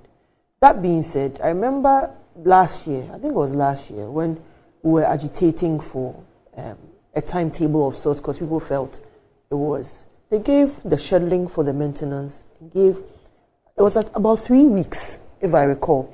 But depending on where you live, sometimes you won't experience it as others are. I think Saturday, Dansuman, it was because of social media, everybody was posting it. Some parts of Kumah, some parts of Greater Accra were reporting that the lights had gone off, and were asking that if it's going to be the norm, then a timetable comes out. I want to believe that it's not, and I want to believe that it is the routine maintenance as well as fixing problems that they might have experienced or have noticed. It's important that that is done. And once they get it out of the way, we'll have a seamless use of power as we've had in the last 7 years. Let's assume, because we've had issues with IPPs, we've had issues with generation, we've had issues with the legacy debt, we've had issues with ESLA questions are being asked and all that. Let's assume it is maintenance. How do I go home? Friday night, my light is off. All the way into Saturday evening. The light didn't come off until Saturday evening. Nobody told me that there is maintenance in my area. Nobody told me there's stealing cables. If it's maintenance work, let people know that. Where do you live? Lashibi area. It's very good to. Okay. Yeah, so actually, I don't like saying it. So you live at Ladade Kotopon.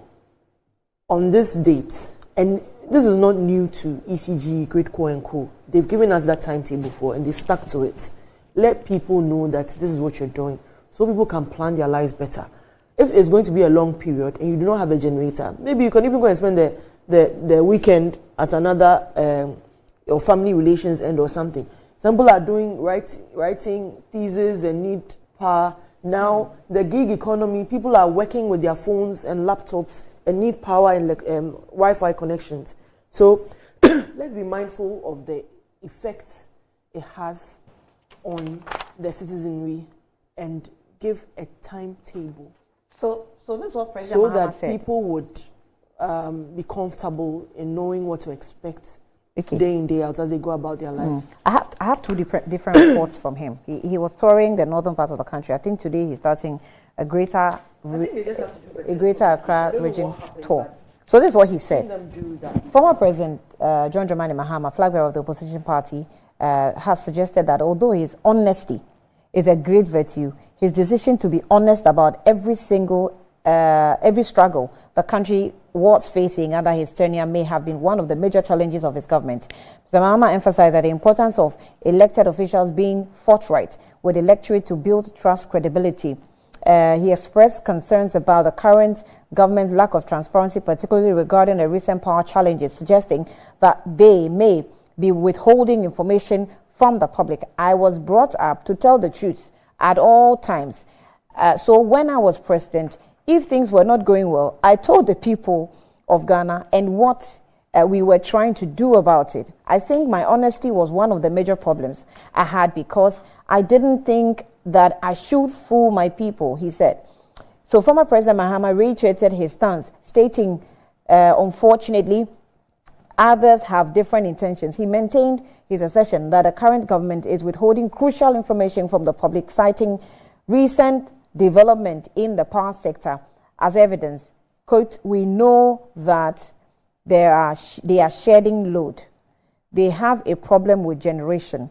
Some generation assets are down. They have problem with paying for gas. Every day they are shedding between 280 and 480 megawatts of power, but they will not give us the timetable because that is what Ghanaians know as Dumso, he said. Annie, first of all, that is a very dishonest claim. It's a bold, barefaced lie. I recall when he was president. No, the bit about he was honest with the citizenry about the challenges and the expectation. He wasn't. In fact, if I would recall, there were 4 or 5 different timelines he himself gave personally to the end of Dumso. And every time that happened, we didn't see an end. To the point where even the Minister of Power then, what's his name? I keep forgetting his name because his face doesn't quite register. I keep forgetting his image. Even he had to take the fall because the deadline they gave for the end of it didn't materialize. So if he comes to say that he was honest about it, Mr. John Mahama, I don't even want to address you personally. You were not honest about it. You gave several different timelines. And each time that deadline showed up, you had a different excuse as to why it hadn't been solved. In fact, if you remember, one of the things that they tout themselves for, especially with that fictitious claim of fixing Dumso, is when they said that their Mary deal was their own. Don't forget that was signed as an emergency agreement. Emergency. And an emergency takes how many days? So as quickly as you can. It took about a year for us to even see those power badges. But my point is, if you are going to make the claim that he's being dishonest, at least we can reference your tenor. Every time you gave that deadline, we still sat in darkness. In fact, we sat in darkness to hear the deadlines being pushed back and back. I agree with the public sentiment that because we had a very critical problem within the power sector that spans way back, even before Mahama came into office. The conversation about capacity is one that both governments have all through, from even Limat's time. Some extension has been made. Even as we speak, a conversation of the rural electrification is back on the table because they're saying communities that are still springing up and you have to ensure that they get electricity. The public sentiment, and I align with it, that there are routine maintenance or some challenges that are had that is being experienced. Put the timetable out so that I know that on this date, when I have lectures in this particular area, there will be no electricity and there's no backup generator. So maybe as a lecturer, let me move my students to Zoom and advise them to connect at a different location. So what you're saying is that we do not have a problem with gas purchase. We don't have problem with debts to IPPs. We don't have problems with all the issues of generation. It's a problem generally that has to do with maintenance. It has to do with illegal connections. I'm not going to deal with speculation and rumor mongering or hearsay. Official positions as stated by ECG, as stated by GRIDCO, has been explicit. Okay. If you have any other reasons ascribed to it, let me see the official documentation on that. Okay. Yes, we do know that in the past, those sort of challenges that lasted over 4 years was as a result of debt. That's 36 months of being incapable of solving that problem. But now, as we speak, we have enjoyed uninterrupted power supply, at least in the 7 years, to the point where when lights go off for even 30 minutes, Ghanaians are shocked and can't even handle it. That is progress. So then again, it behoves on us to do our part and effectively communicate the challenges. Right. Give the timetable, and then people will be okay, so they plan their lives around that challenge. Not everybody has a generator. Not everybody has a battery, those terminals that people buy and whatnot. All right. Regardless of the propaganda that may be had on it, under his tenure, and that was his legacy, Dumso was his cross to bear. Did he solve it? He did not solve it. That is a fiction of their imagination. It's something they love to see, and they hold on to lies like President said it. Like a bulldog on a bone. Dr. But it happens. He said it way. He said on Joy that you do not have to give credit to Mahama for solving Dumso. He said you don't have to what? Give credit to Mahama. I should play the video. He said we do not have to give credit to Yes, Mahama. yes, But for then solving Dumso. He didn't solve Dumso. If Vice President said you do not have to give credit to Mahama for solving Dumso, who was he giving credit to? To our administration, right? For doing what? So your administration did what? No, you just stated something, and I don't recall hearing that. I get your interpretation to that statement, but I'm saying that, so if you solved it, what did you do in solving it? Okay, so first of all, let's get back to the conversation of what Dumso was. What was Dumso? What caused Dumso? No, if Dumso was about debt, why did he take 4 years to pay debt?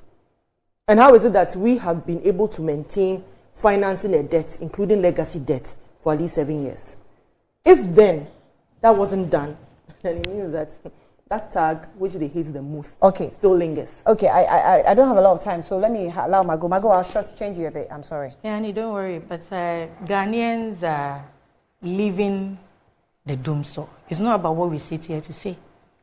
And from 2017, when life goes on for even a minute, Ghanaians were surprised because they knew President Mahama solved Dumso before we exited office. That's a fact.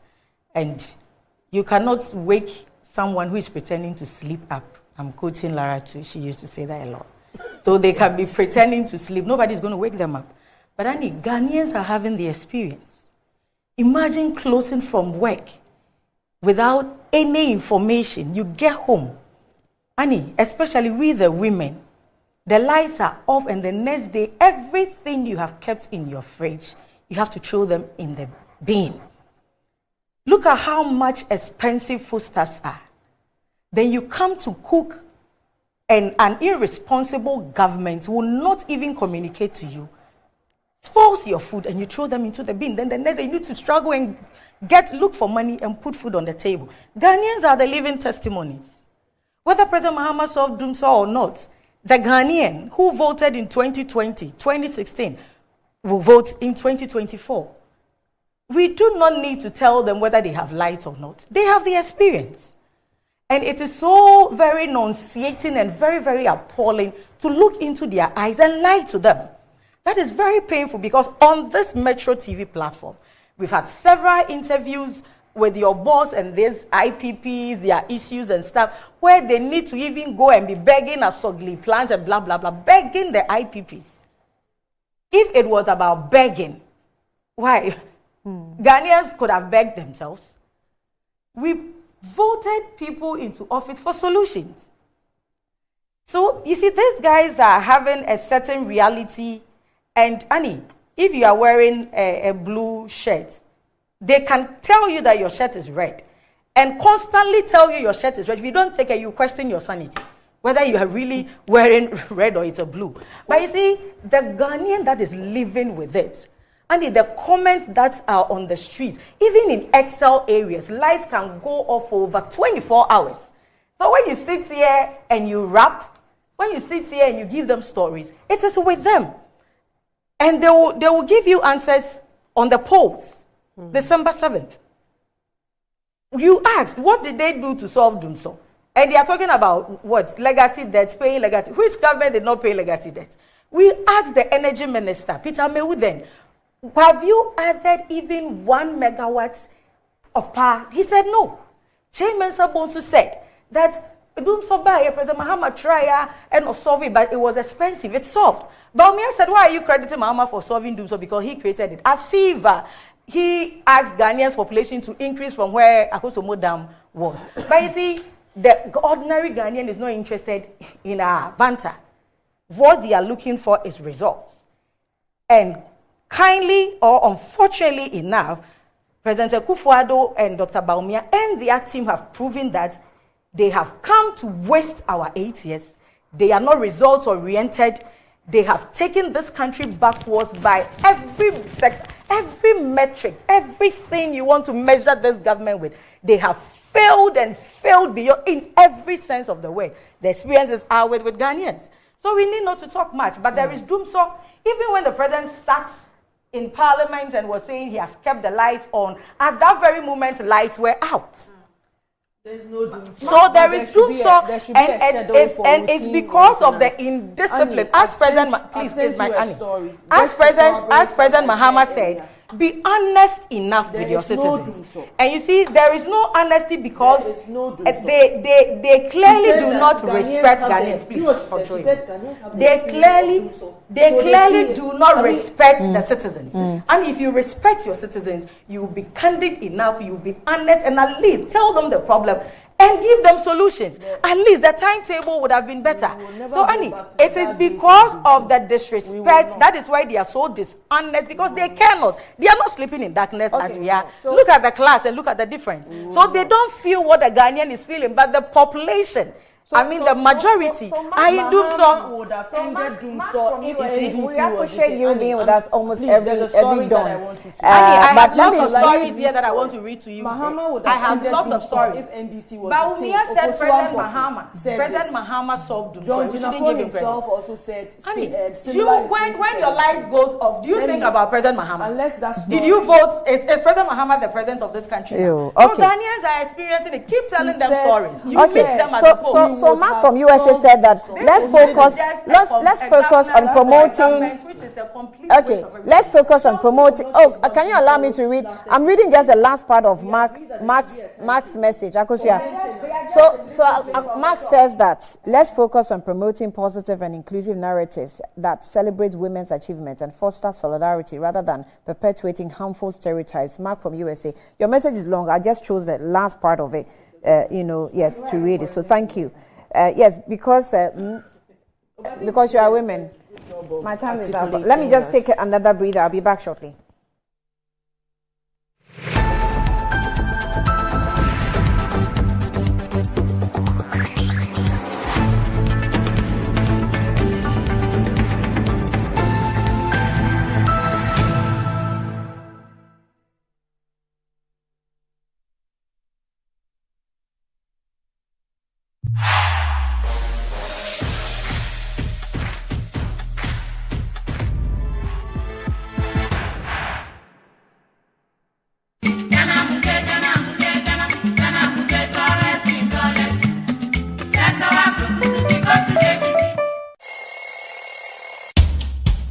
Anti-cavity, gum protection, brighter teeth, and fresh breath.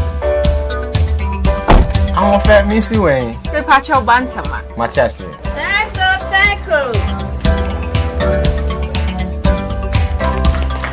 It's her smile. The fresh breath. Me Jidi say we use Cal 360 toothpaste.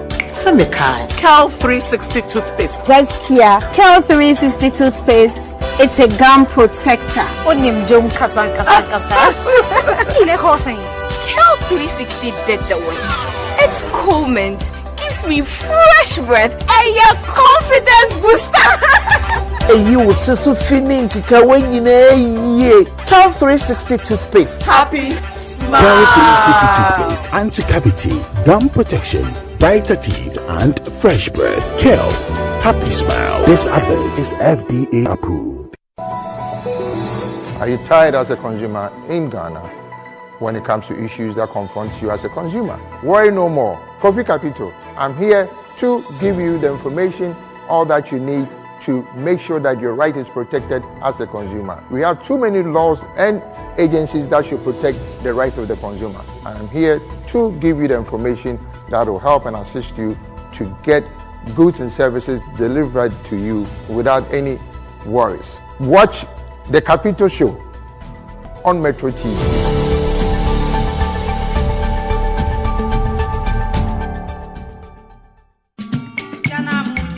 I want both food. No, we have food at home. Let's all join the ride to make our nation great and strong.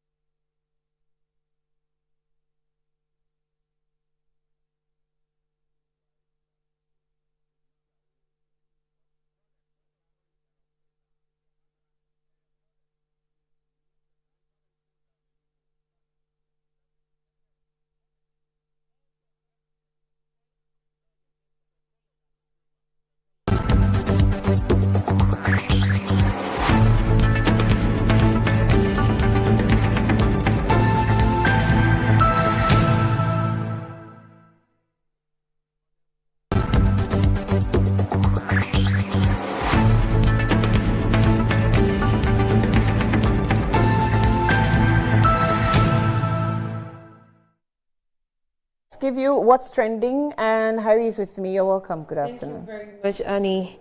And I want to read live from Facebook some of the comments that are coming in. You better screen them. I'll try. But this one says that, what's wrong with Akusi? Okay. So you said I should screen them. So let me fix the economy. NPP. The city is 13 Ghana cedis to $1. Ghanaians aren't awake enough. These guys in government came to loot for themselves, family and friends. They've chopped all the money and they are now telling us unanswered stories. The NPP isn't a party for the people, but a few selfish guys driven by tribalism and greed. Okay, this one is saying something about Kusia, but I cannot talk about it. But let me pick a few more comments and then okay. It seems a lot of people are attacking our course here. So, Annie. Attack, they can't read it, but Ambassador Sampiale says that whoever is behind the unending story of President Mills is not only wicked but dangerous. People mock the health of Professor Mills. Professor Mills died, and some media people allow themselves to be used to create mischief with the health and death of Professor Mills even 12 years after. Yeah. So what is at stake now? Who killed John Kumah, he says, and nobody will be allowed to be obfuscate and the death of John Kumah. So Akosia Menu, for your information, Professor Mills and is a Fanti and therefore belongs to his maternal family of Cape Coast. It's only his father's family who comes from Ekunfie Ucham. So that's just a bit about, we had a conversation about and that was also trending. A lot of people were saying that it's poison because of what Captain Smart said. Some are also saying that it's not a poison, that he's been sick for a while now. Some are saying that it's cancer. What actually brought about the discussion is the fact that the wife, who is another widow, is now speaking. Yes. And that is a little frustrating. I think it's out of frustration, and we can understand her, that her husband is dead and she needs to come out to talk about it. Yes, and the African Games is still ongoing. Ghana has won a few medals, but not so encouraging, and that is also trending as well. And it's unfortunate that we did a lot. It's not encouraging that we've won some medals. We've not won a lot compared to, as the host country, we should win more medals. What do you expect? Win more gold. How do you want to win it? You should even be proud that at least we won some gold. Okay. I'm looking so for we the should details settle. Yes. We should settle for the silver and the I'm bronze. not saying we should settle, but yes, Ghana's Winfred Intumi has secured Ghana's first medal as ongoing Africa Games, clinging to the silver on the women's 46 kilogram weight lifted category. So Intumi's achievement extends to beyond the snatch discipline. And she also excelled in the clean jerk contribution to her impressive total score. And in total, Intumi scored 2 silver medals and 1 gold, marking a significant milestone for both herself and Ghana. And the gentleman who had to drop out of the cycling competition because his bicycle had a fault is also trending as well. I don't know whether if you saw that one. Yes, but he said that they were carried to the grounds on the bucket of their, manager or somebody. So it's still ongoing. But I was expecting a lot of traction for this African Games, but it's not really that. Shatawale gave us traction. Yes. At least. We have to give it to him. SM for life.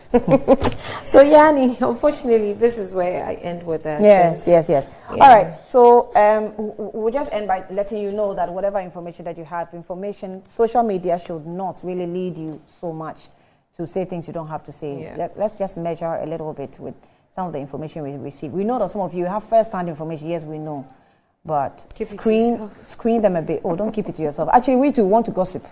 So don't keep it to yourself. But screen it small, right? All right. So that's where we end. We open the show this week, and we're back tomorrow with Good Morning Ghana. Thanks for watching.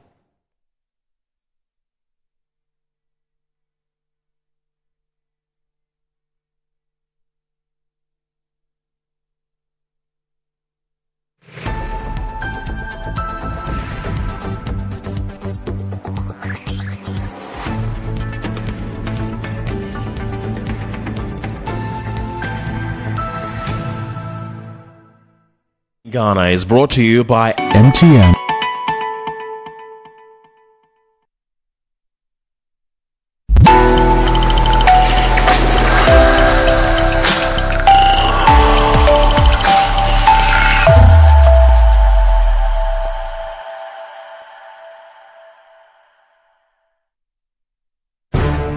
The world has seen a lot of evolution in recent times. Global network facilitated by trade continues to grow stronger and forge nations closer together.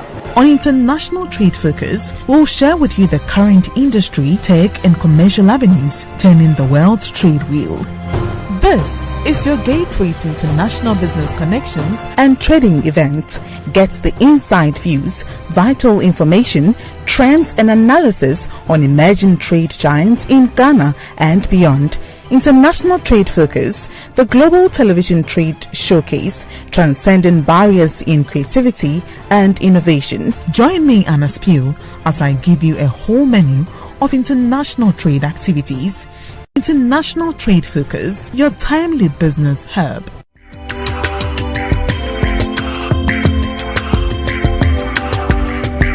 International Trade Focus is brought to you by GO, ADB, Pediastic Valley Resorts, and Public Elegance. From the elite to the lower division, graced with delectable flair of the women's game. The John Boy of Ghana women's football.